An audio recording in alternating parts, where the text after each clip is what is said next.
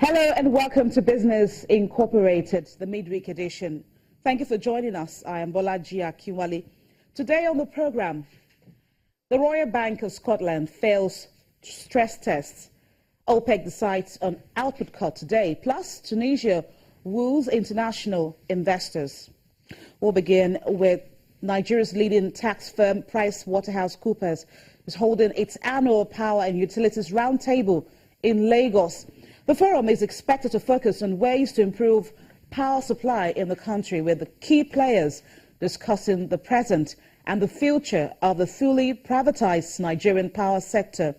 PwC noted that Nigeria's potential to become one of the world's largest economies will remain just an aspiration without the electricity required to pursue aggressive industrialization, including the revitalization of moribund local industries. The challenges in the power industry will be tackled gradually, with constant modification of approach is fundamental given emerging technologies and the growing complexities of the problems confronting the power sector. Now let's talk to one of the organizers of the program, Mr. Pedro Omotuemeni. He is the partner and leader, Power and Utilities at PwC Nigeria. Thank you so much, Mr. Pedro, for your time. Thank you so much for inviting me to the program. Now, what is the significance of this forum? Okay, so this is the sixth in the series of the PwC annual Power Roundtable, and this year our focus was on the potentials and the challenges of generating power off grid. Really to bring together participants in the industry to discuss issues which over the years we've seen influence government policies and the way and general understanding of the industry. Now, in November 2015, 2 years after the unbundling of the Power Holding Company of Nigeria, about 100 industry leaders gathered in Lagos for the 6th edition of the Roundtable. Has anything changed since then? Yes, I think since then we've had the elections. Since then we've had the devaluation of the currency. Since then also we've also had additional players investing in the industry. So I think a lot has changed. First, there's a general understanding of the industry by the Nigerian populace. The issue with collection of debt and power theft is still there. But I think what we have seen over the years is that people now know that the power sector have been privatized, and therefore business is no longer as usual. Now, so far from the meeting, which I know has been ongoing since morning, what has been the modalities or suggestions made from those attending as regards resolving the power crisis? Because this is not the first time this kind of meeting will hold. Yes. Yeah, so the question has always been, is the power appropriately priced? What is the appropriate pricing? Is there a willing buyer and willing seller? So what we've seen come up from this meeting at the moment is that there needs to be a willing buyer, willing seller, particularly for the off-grid power. So if we are able to deal with that, because as a country, we're still suffering from a huge demand deficit. The demand is more than the supply.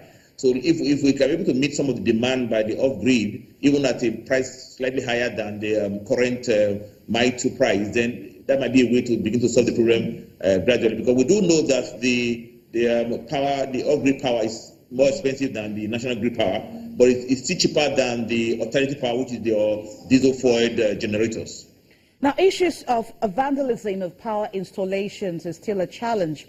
Gas to power, there's still major problems in the industry. What has been your findings with stakeholders involved with generation and distribution of energy in the country? So there's a need to diversify the power base. So right now the vandalism is quite high because we are all majorly dependent on gas. So one option would be to look for alternative source of power, including wind and solar. The other option, of course, to look for gas outside of the Niger Delta, where the major vandalism is taking place. So in the Lagos region, for example, there's now potential gas coming out of the Ajay fields and the recent finds around the Lagos area.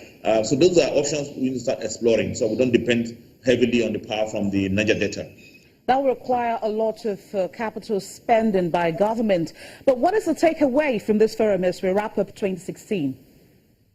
So the power sector is here to stay. It has been privatized.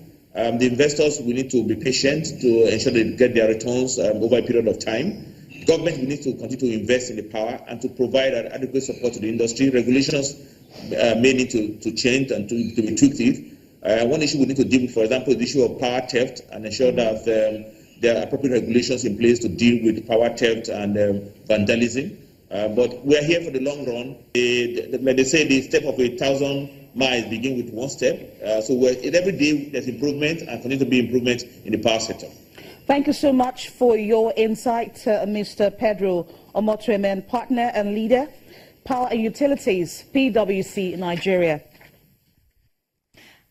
The Royal Bank of Scotland has missed key hurdles in a Bank of England stress test, forcing it to devise new plans in case of a financial crisis. The toughest stress test yet measured the UK's 7 biggest lenders against a global economic crash. RBS performed the worst and was forced to draw up a new capital plan which has been accepted. The bank said it had agreed a revised capital plan to improve its stress resilience.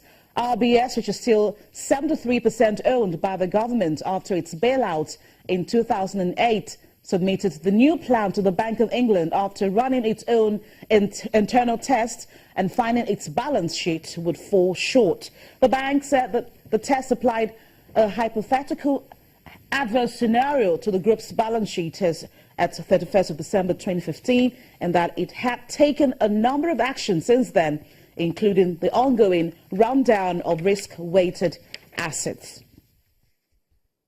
And out to the markets in Europe, the equities market there were marginally higher on Wednesday morning, with investors closely following political developments in Italy and a potential OPEC deal. Let's bring in